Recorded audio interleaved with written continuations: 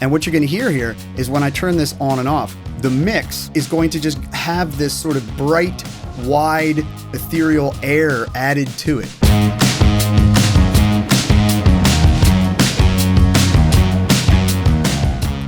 So onto the case stereo. At its core, it uses what's called ambience recovery, and it goes into the audio and establishes where the ambience is and the early reflections. And, somehow, again, I don't know, it's voodoo, but like somehow it goes in there and is able to extract and recover this ambience. And so that's what the recover knob is all about.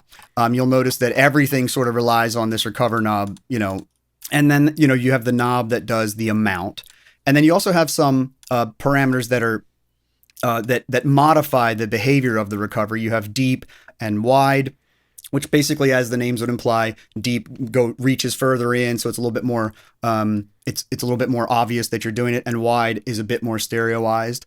And the cool thing about this is that this ambience recovery happens in parallel to your original signal, and it works in conjunction with these filters over here on the right hand that are to the right. So you'll notice it all comes in and out together, but these are able to modify that. So essentially what you have here is you have frequency dependent parallel ambience recovery with filtering EQ. So I just did a pretty obvious example for you guys to hear.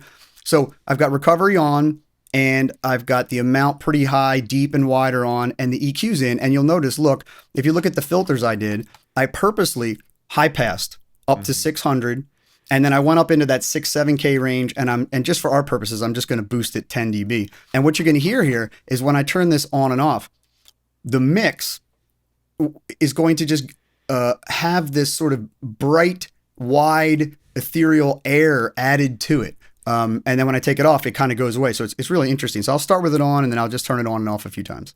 Screw you and everything that you do. I know you don't really hate me, don't really hate And off. me. You move like you got something to prove, and I know you're faking. Oh, wow. It's so entertaining. I don't give up. So those background vocals just came to life.